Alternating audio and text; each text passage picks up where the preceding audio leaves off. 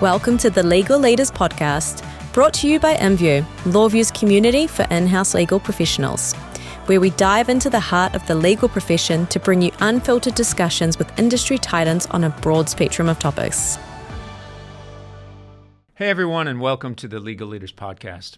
I'm your host, David Lancelot, the CLO and EVP Advocacy at LawView, and I have the honor to have with me today Jeff Franke, who is the co-founder and co-CEO of LegalOps.com and has a pretty extraordinary career across all kinds of really interesting stuff, and I'm super excited to have him with us.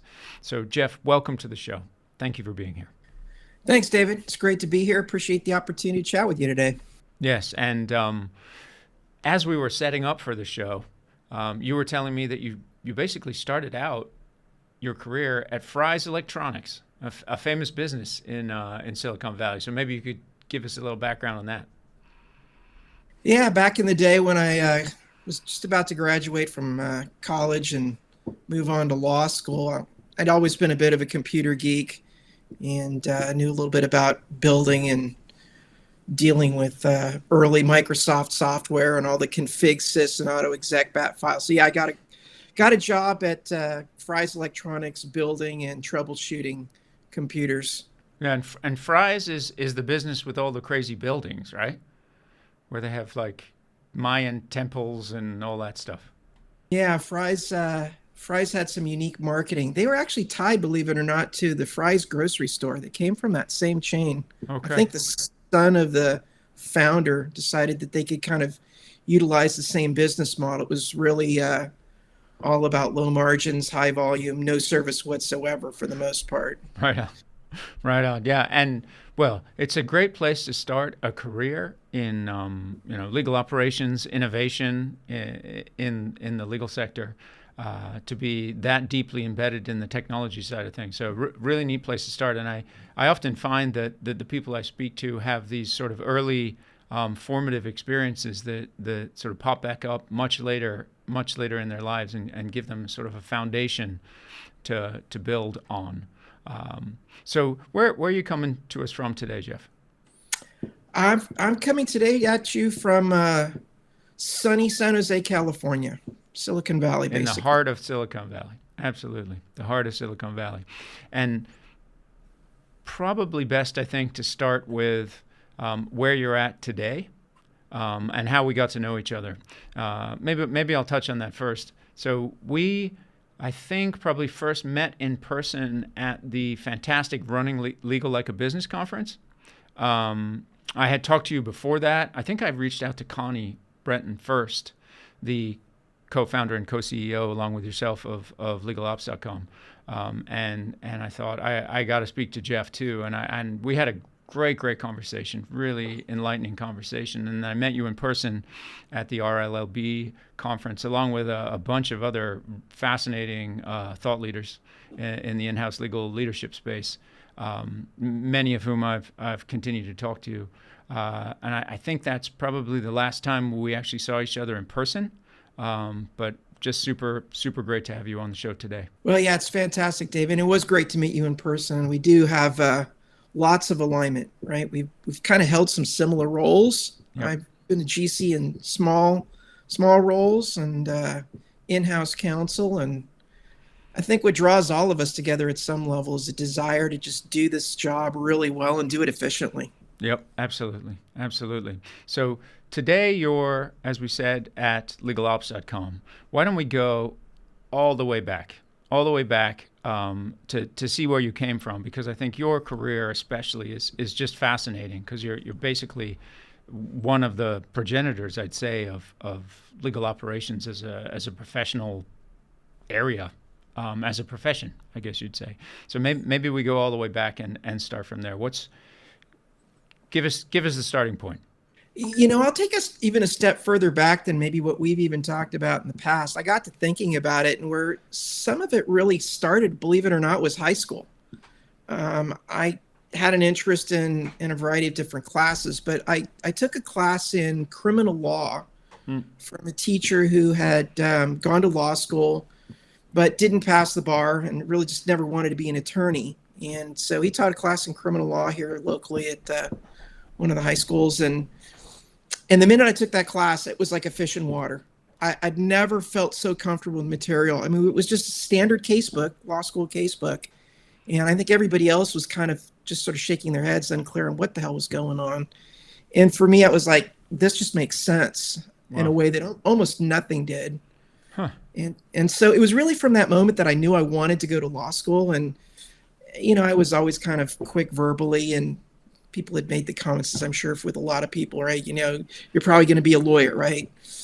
Totally. And, but it fit for me. And so, you know, I had to go to college because you can't go straight to law school in the US. And I decided to major in engineering because that was kind of my second fallback, right? I thought my dad had been basically an engineer. Interestingly, he was involved in the development of some of the early electron microscopes that were used for all of the testing of the chips that Intel and others created. It's kind of an interesting side connection there. But anyway, I started off in engineering, and I got crushed by the physics and some of the math. I mean, some of that stuff was just like it. Unlike my high school law class, some of the physics stuff, as much as I'm interested in it, it really took a beating on me. So I switched over to English as a writing emphasis. Completed that, and then moved into law school, and pretty quickly, immediately got into the MBA program. I've always had an interest in business. I've always had sort of an entrepreneurial side to me. I think I probably would have been an entrepreneur much earlier in my life, but I have a certain risk aversion, which I think is common for a lot of lawyers. Sure. Anyway, that's where a lot of it started. And you could already see the core pieces there, right? Legal operations is about, obviously, legal services delivery.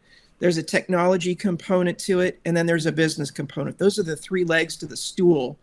And I had a strong interest in all three of those pieces and already started to build them. I didn't know that's where it was going. When I graduated from law school. I moved into a small firm. I did some litigation. I did some tech trans, and I did some secured transactions type of work. And I did that for a few years and really hated the litigation piece to it, mostly just because we were mired in discovery all the time. And at least at the state court level, the judges were disinterested and unprepared. And I just got bored with that. And so I thought, you know, I'm going to see if I can maybe go in-house somewhere, because I really enjoyed the contracts piece to it.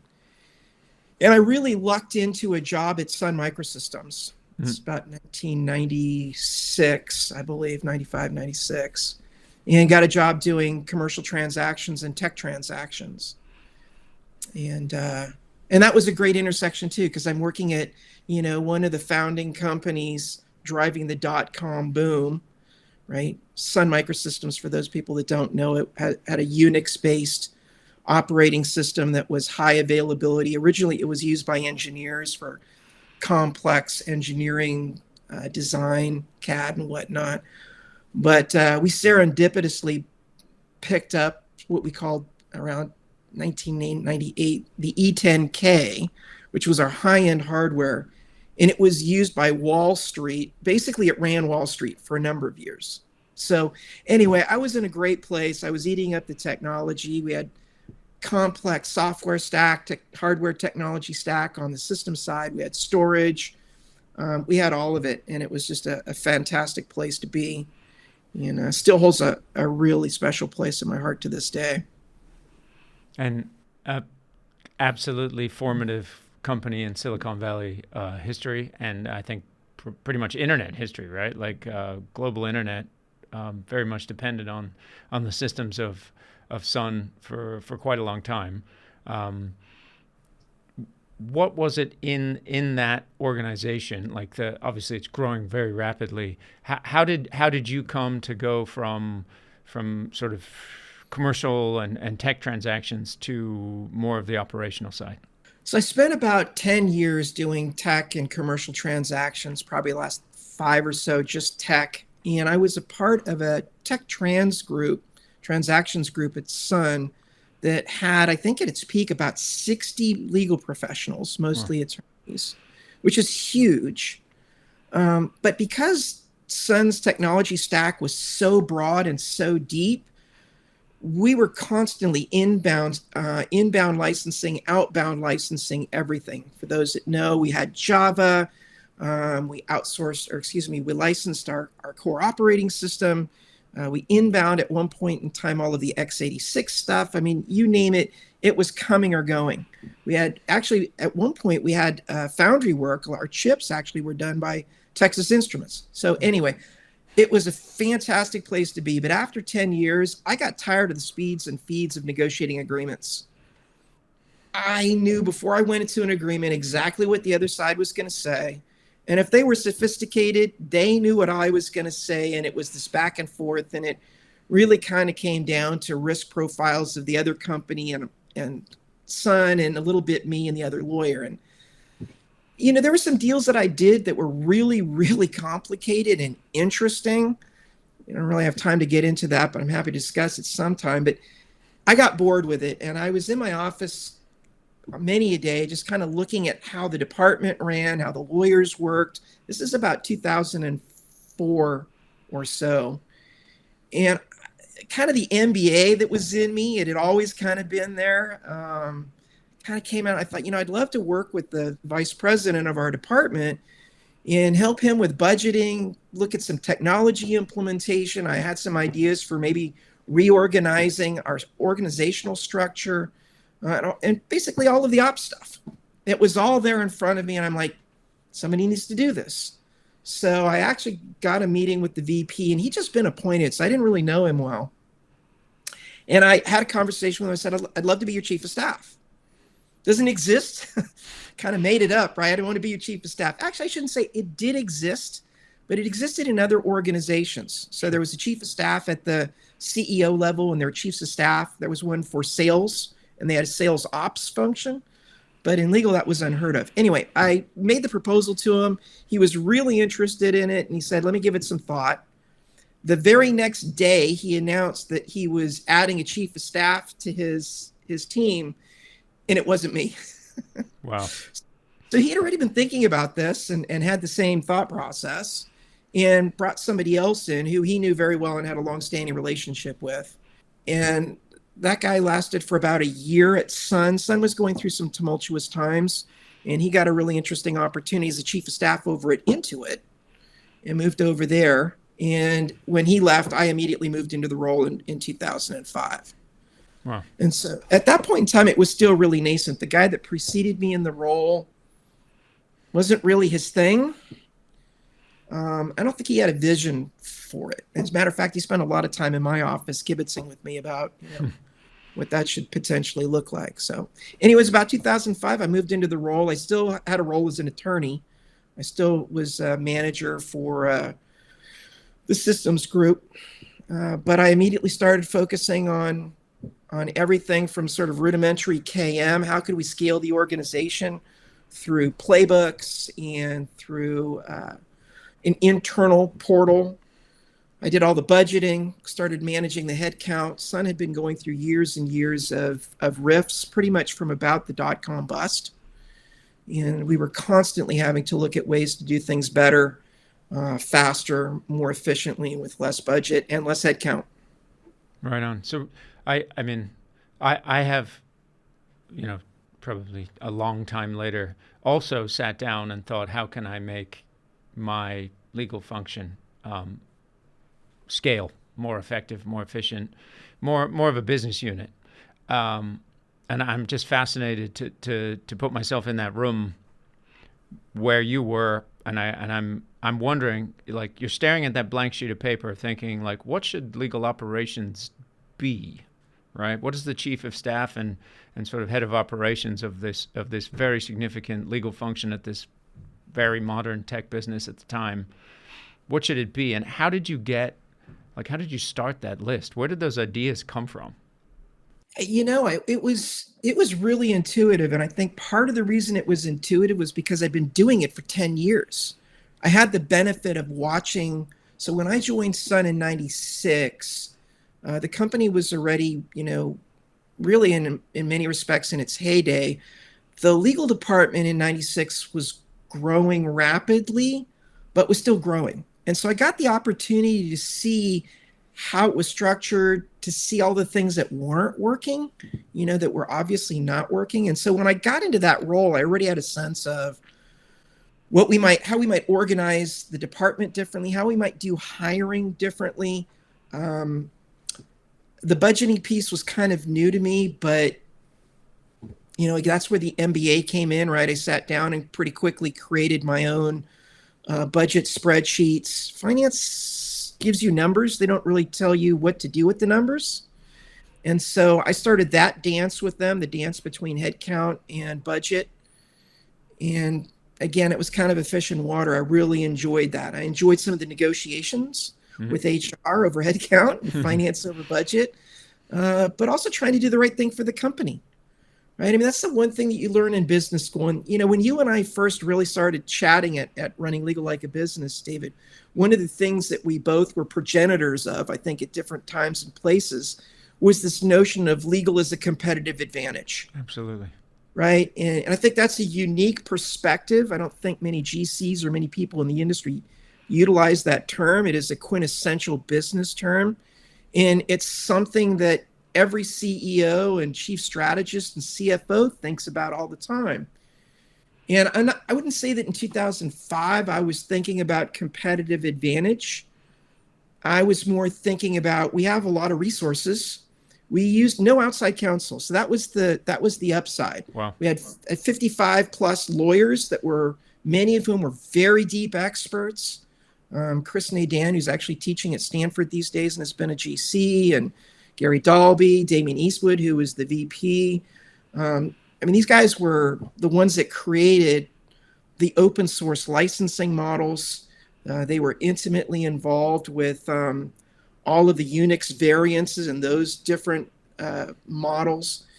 And so it was, how do we take all this knowledge and this expertise with high turnover and decreasing budgets and headcount, and how do we make something of that? I mean, that was a lot of the foundation of it. Wow. Yeah, and I've spoken to other people, and I think I'm sort of zooming in on this time and this place where, rapid growth in the Valley with the dot-com boom leads to, very significant legal teams doing sort of cutting edge work that the firms can't do, right? Because it's all first impression stuff, and then the bust, which results in cost cutting, headcount reductions, and a focus on operational excellence and just managing the legal function as if it's a part of the business, which it is, of course, and always has been, but more of that focus, which leads to professionals like yourself being in that environment, this sort of crucible that created this basically new profession inside another new profession, if you get what I mean. Yeah, absolutely. Yeah. So I think I'm getting closer to where all this stuff started, and it's a really neat sort of expedition to be on. So you're in the room where it happens, I think is fair to say. You're in the room where it happens, and you've created an early model for operations for a corporate legal function, a significant corporate legal function. Where did you go from there at Sun? So I did that for about roughly 5 years. It started in 2005. I continued to expand the role. I had the luck of having a manager, the vice president there, who was open to all of these changes. He's a really smart guy and could see the value in a lot of this. And he and other members of the staff, I don't want to make it sound like I was the only one, leading all of these things. There were a lot of other people, including the general counsel of the company. So at the time, that was Mike Dillon, who unfortunately passed away a few years ago, but he was an incredible forward thinker. And he had started dabbling with this notion of a chief of staff at the GC level. And I think others were too, but you had to have the right people, right? The right person with the right perspective. And at the GC level, it was really more a role about really kind of some management of offsites and picking up things that were sort of more on the margins of GC and GC staff. Yep. And so I did that for about 5 years, and then it's an interesting cross section there. So Connie Brenton joined Sun through an acquisition from Storage Tech. And the general counsel could see what we were doing in our tech trans group. And I think he got a real sense for, hey, this would be awesome to have at my level, right? I've got a chief of staff, but my chief of staff's not doing all of this stuff. And so he started looking around. I was an obvious choice. There was one other person who was also an obvious choice, who was doing some really good work similar to mine in the sales side. Once people kind of saw this model, other legal groups started to model it. But Mike wasn't interested in having someone who might have come from one of two sort of warring factions with Sun at the time. And there's kind of an ongoing battle through multiple people. It's typical in a lot of big companies, right? They were kind of angling for the next job. And I think he saw me as someone who would be, and he was right, who would be highly aligned with my manager. And Connie Brenton was there, and she has a very similar background to mine. She is truly an entrepreneur at heart and a risk taker in a way that I'm not. But what she has that I had to really grow into, and I don't know that I'll never get to where she's at, but she is foundationally a connector. She is a people person, and she just connects with people in a way that I can't even understand, to be honest. And people open up to her in ways and tell her things that are so incredibly private and personal, like in first meetings. It's just amazing because she connects and people trust her. In any event, she joined, and Mike saw in her, I think, a perfect opportunity to have both the business legal side, because like me, she's got a JD MBA. Right on. And she'd also done some procurement work in the past. She had been to India already in 1999, associated with some of the earliest kind of e-discovery offshoring work. And Sun had a certain amount of litigation. So she was a natural fit to actually become the chief of staff at the GC level. And she picked that up, I think, in about 2007 or 8 or something like that. And so we both kind of ran parallel routes until 2010 when we got acquired by Oracle. And that is an absolutely fascinating story that I have to tell you sometime. I'm going to even digress here because it's so good. I'm going to tell you just a little bit of it. So awesome. 2009, I'm in my office doing my legal ops stuff, and my boss comes in and says, hey, let's go get a cup of coffee. I'm like, okay. And we went over to our cafeteria, and in those days, we still had great cafeterias. I think we had Starbucks right there, and got our free coffee, and he sat me down. He said, okay, here's the deal. We're getting acquired. And we're going to go through due diligence, and, you know, with your tech background and chief of staff, I want you to lead all of the due diligence associated with the tech side of the business. He goes, you understand that we're all going to be losing our jobs at the end of this in all probability. I mean, maybe Oracle keeps some of us, but I'll be straight up with you, Jeff. Oracle doesn't have a chief of staff. And anyway, so for 12 months, we did due diligence with IBM. IBM was going to be the acquiring company, and we went deep, and it's IBM. I mean, they lifted up every corner of the rug and everything else. On the Saturday that the deal was finally supposed to go down, a year later, we all knew that it was supposed to close on this Saturday. We're all waiting for it. It's supposed to happen 1 o'clock. 12 o'clock hits nothing. 1 o'clock hits nothing. 2 o'clock hits no news. We're all kind of dumbfounded. And then, I don't know, 2 or 3 o'clock, financial services, the news comes across that Oracle is acquiring us. We spent 12 months negotiating this deal with IBM and multiple rounds of the definitive agreement, which I was intimately involved in too. And what happened was Scott McNeely was good friends with Larry Ellison, and he called up Larry and said, hey, this is the deal that's going down. And by the way, you know, it's for X dollars. If you can come in and get the shareholders more money, you know, I think it was like another $2 per share, which, you know, and a lot of big shares is quite a bit of money. You can have it. And it was an obvious fit. And Larry and Scott knew one another well. But Scott told him, look, there's one caveat here. And that caveat is you've got to close the deal right now. No due diligence. You just sign the deal. The same definitive agreement that IBM was going to sign. And Larry said, yeah. Man, I'm feeling the external counsel heartburn. But that's That's an awesome story. You can imagine what's going on behind the scenes, right? Wow. So IBM got a phone call, apparently, as I understand the story, got a phone call. They were flying out from Armonk, New York to sign the final documents and do the deal and the big announcement. And supposedly on the flight out, they got word that Oracle was buying the company. Wow. I would have really liked to have been on that airplane. Yeah. Did they land? Did they just turn around? I think they just turned around. Wow. So anyway. Change of flight plan. 2010, I went over to Oracle for about a year. Interestingly, Connie managed to convince Dorian Daly convinced Connie, maybe a little bit of both, that while Oracle didn't have an operations function, she was really interested in that role. Oracle was spending tons of money on outside counsel. They could use help with budget, headcount. They were picking up at that point, 300 roughly lawyers. We had at our peak, we had 360 lawyers or so at Sun in a 15,000 employee company. So it was huge. So anyway, Connie moved over as the chief of staff there. I moved over for about a year in a legal role. And then I decided to move on. And I got the opportunity to interview with Yahoo, which was really an amazing opportunity. In part culturally, Sun had a really unique, phenomenal culture. And fun was literally one of the words in their culture. It was one of the words in Yahoo's culture, too. And there are a lot of other similarities. And so I was invited to interview. And they made it clear up front that part of what they were going to be asking me during the interview process was, what was my concept of legal operations? That was the role.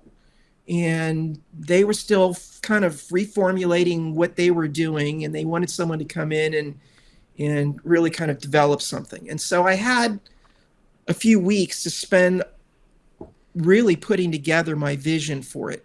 And one of the things I did, being a geek, was pull out an Excel spreadsheet and start to map out what the functions would look like and why. And interestingly, that spreadsheet later on morphed into the 12 CLOC core competencies. But that was my foundation. I did get the job at Yahoo working for Ron Bell, who's still a very good friend, a mentor, and a general counsel. To many, a mentor to many, including myself. Yeah, so this is kind of another area in which our paths kind of crossed indirectly at different points in time. Yeah, I mean, yeah, obviously, as are you, a mentor to many, including myself. So just one of the great things about the community, right? In-house community, legal operations community, so many people willing to give their time. And I think it's because we're a relatively new profession, and we've all had to, hike in the wilderness very far, and then finally meet somebody who's like, "Oh, you're doing the same thing," and we all sort of get together and go, "Yeah, that was tough, but we made it somewhere, and now let's all move on together." I think that was one of the really inspirational, I don't even know, emotional moments for me at the Running Legal Like a Business conference, was when there was sort of a circle of us all saying like, yes, it's all about being a competitive advantage. Yes, finally, like we're all together, being able to say that, and now let's all move on together from here, because at least we finally agree what the purpose of the legal function is after however many decades of working in the profession. So fascinating. I mean, Yahoo, obviously another, truly fundamental Silicon Valley and internet business. Ron, a great guy, and you're literally setting up legal operations for Yahoo. Yeah, it was really a foundational element. They had been doing some operational activity, right? Ron Bell is one of the forward thinkers. He has a real business mindset in how he approaches his role as a lawyer and as a general counsel. And so I came in with the vision. As I said, I had this spreadsheet that had really what were roughly 10 to 12 areas of remit that I wanted to own and help drive the evolution of ops for Yahoo. And not surprisingly, not all of those areas of remit were just sort of sitting there waiting to be picked up. So that was a journey in and of itself, including some really nasty battles over time with certain people who own things and change management. But, I would like to harken back to something that you just said, if finding people who were kind of in a similar place, similar challenge. When I made the move to Yahoo, Connie had at that point assumed it was about a year in with Oracle. And she had decided that one of the ways that she could advance what she was doing was getting benchmarking and sharing her experiences with others, just like you described, David.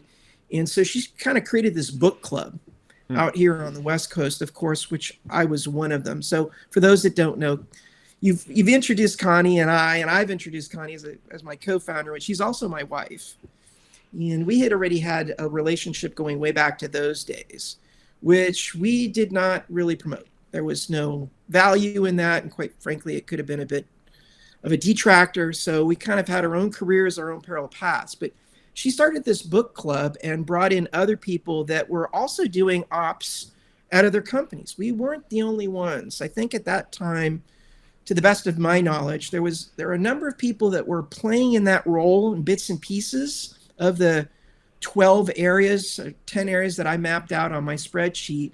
There were people that mostly were doing vendor management, some doing finance, some were doing a little bit with tech. There were some in e-discovery. It was kind of bits and pieces all over the place. It was more an efficiency play, really, than an operations play. So that was Silicon Valley. It was already taking place really kind of on the West Coast. There were a couple people down in Southern California, some people in the Pacific Northwest that were starting to get involved in that. There were some people in around the Chicago area. So not surprisingly, the Fords and other major players out there were involved in that. And then, of course, the financial services. Mike Kaplan and some others out in New York were also doing legal operations. As you can imagine, the financial services spend on outside counsel is massive. So their focus was more on compliance, vendor management, spend management, outside counsel guidelines. So there are kind of three geographic areas within the U.S. that were starting to bubble this stuff up. And Connie created this group, and then she and I were on vacation in 2015. She'd been running these groups for a number of years. It had grown from just 4 or 5 companies in 2010, 2011 to 50, 60 or so by 2015. A lot of high-tech companies had it. Starbucks had it up in the Pacific Northwest with, in any event. So Connie and I were on vacation. We have all of these individuals that we're meeting with, and we're sharing stories and best practices and benchmarking. But at the time, legal ops was still not a thing. It wasn't a field. It wasn't an industry. It wasn't a role per se. HR teams didn't know what to make of it. Was it a legal role? Most of the people other than Connie and I were not lawyers. I'd say probably 90, 80% were not lawyers, maybe more. And so there was this struggle with leveling, with comp, et cetera. And Connie and I were on vacation up in the northwest of California on lovely Lake Almanor. And as we are wont to do, we're floating on a boat with our computers, because we always have our computers and we're always working. Always. This sounded like a really romantic holiday. Yeah. Computers on the lake talking about operations. I would like to be there. That's how we roll. Awesome. And we're kibitzing on how do we take this to the next level? How do we turn this into a field? How do we really drive this into an industry? How do we get the arrow behind, all the wood behind one arrow, as Scott McNeil used to say? And after going back and forth, we really kind of hit upon this notion of creating a nonprofit organization that would include all of the legal ops people. We would come up with a definition for legal ops and really use this as a vehicle to define not so much the industry, but to define the role and to sediment for everybody what this should look like. One thing we'd all been fighting with was most of us with our GCs, not so much me with Ron, but others, either with their GCs or GC staff. What is this? What is the remit? And we had real clarity on what this should look like. And so we really felt that by creating this nonprofit, we would be in a position to make something happen. So we put this together at one of our meetings here in the Bay Area. We had about 50 or 60 people in the room. We presented it. We presented the business case. And we took a vote. How many of you think that we should go ahead and create this nonprofit and kind of create a foundation for this? And of all of the people in the room, there were 3 people beyond Connie and I that said yes. Everybody else was adamantly against it, including pretty much every member who ultimately joined the board. Almost all of them were in the room. The one person I have to give him credit, and it was really helpful, was Greg Capel, who at that point in time was, I'm not sure if he's chief of staff, but he was certainly headed up legal operations for Kaiser Permanente. In true Greg Capel perspective, he got it immediately and was onboarded it and just cheering for it. And that really kind of helped Connie and I move forward to the next step. I worked with outside counsel to put together the incorporation documents. We kind of got together a plan for it. I created some preliminary financials based upon conferences, which is where I thought we could make enough money to make this work. Most people felt like we're going to have to put our own money into it to make it work. And then Connie and I met with what was the original members of the board. We sat down at Yahoo and we made the pitch to them. We were like, look, this is what we'd like to do. It's going to be hard. It's going to be an incredible amount of work. It's going to create conflicts of interest for you and your day job, which scared the shit out of everybody because nobody wanted to lose their job. I mean, these were people that were at Google, at Oracle. At this point in time, Connie had already moved over to NetApp, and great jobs. And so with a lot of trepidation, ultimately they decided, you know what, this is a good thing. And we launched CLOC, the Corporate Legal Operations Consortium, in literally January 1 of 2016, with the goal of getting our first conference going. I think it was in April or May. So we had like 3 or 4 months to put a conference together, but that was going to spin up the funding to try and make this happen. So anyway, I prattled on a little bit there, but that gives you kind of some sense of how a lot of things came together. Absolutely. It's fascinating. And I think especially for people who, have come into the profession or are outside the United States, come into the profession later or are considering getting into operations for legal functions, which I think, is pretty much fundamental to in-house legal practice now. I think it's really, really valuable to have the backstory from the person in the room where it happened. I think that's really, really interesting. And so CLOC springs into being. At some point, I guess you had to leave your day job, right? Well, Yahoo, unfortunately, like Sun Microsystems, it had a great business model, but it was struggling, and it had competitors like Google and Meta and others. And in that marketplace, it really just couldn't generate the revenues that it needed to. Interestingly enough, this is another side story, but one that's truly Silicon Valley-esque and as fascinating as it gets. Actually it was about 2003, Jerry Yang, one of the founders of Yahoo, who regularly went back to China to visit family. On one of his trips, he had a conversation with a chauffeur who told him about a business opportunity he was looking to put together. And it was basically going to be a marketplace in China, had some unique angles to it, and he just needed a whole bunch of money to start it. So the chauffeur asked Jerry Yang, hey, what do you think? You think you can spin up some funds for this? I need a few $1 million.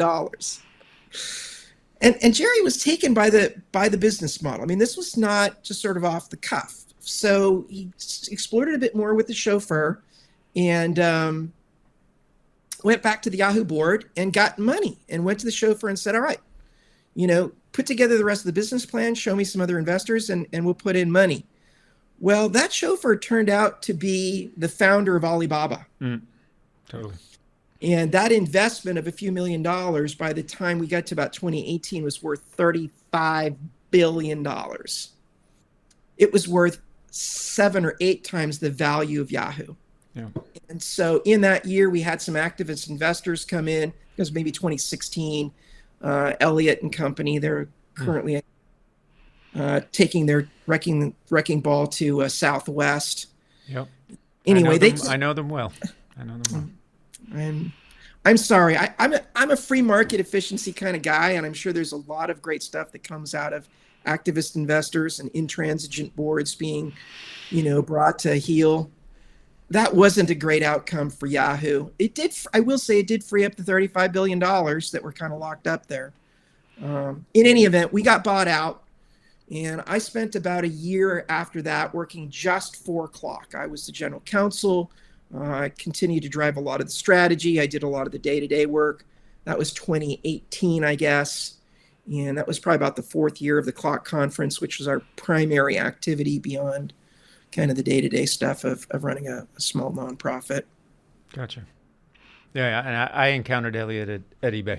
They got involved with eBay after the PayPal split. They came in and helped us do a strategic review and spin out our various unrealized assets, etc.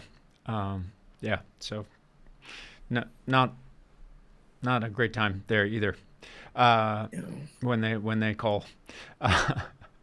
So you're at CLOC. You've created basically with the board and the members the definition of a new profession, and I personally have some minimal CLOC connection. I spoke a few years ago, maybe 3 now, at a CLOC conference in Vegas, and I was just astonished. I had no idea that thousands and thousands of people were flying in for this thing, and that the operations community was that big just in the United States, right? Like literally thousands of people, full takeover of the airport in Las Vegas by various vendors. I mean, it was really incredible. So that really opened my eyes. So at some point you're deciding another organization? We're about 4 years in at that point in time. Roughly, I guess 3 years, 2016 through to the end of 2018. And, CLOC had been an immense success. And the people that had been running that were from Google, were Mario Carroll, Chris Coates. I'm blanking on the others. I shouldn't. Brian Hupp over at what was then Facebook. I'm just blanking on some of that. But anyway, all of these individuals worked really hard to help make this happen.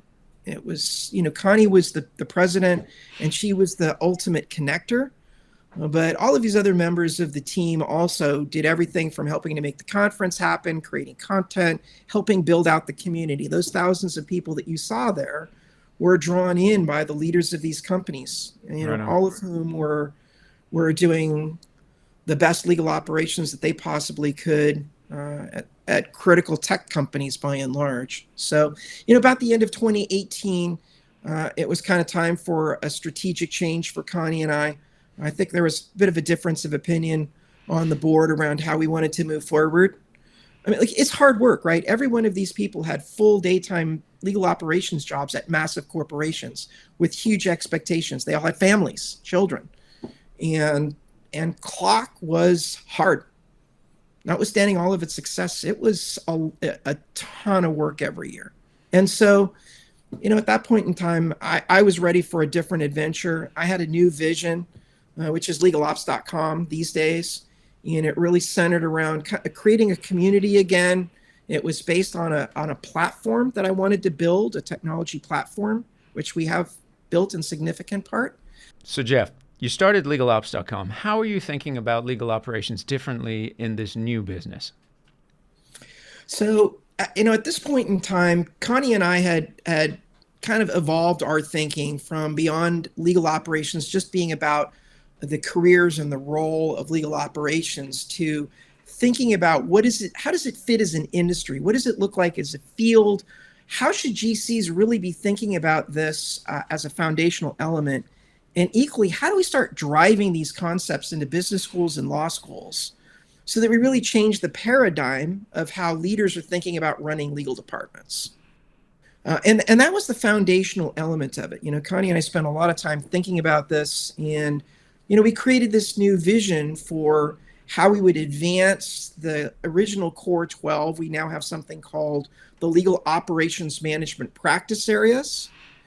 And we started to think about how do these practice areas fit together as a bit of a triumvirate. There are 3 things that really drive legal services delivery. You've got the general counsel, you've got the legal service delivery components, people, right? That's the lawyers, legal professionals, paralegals, et cetera, that are in a company, as well as outside counsel and others that do the lawyering.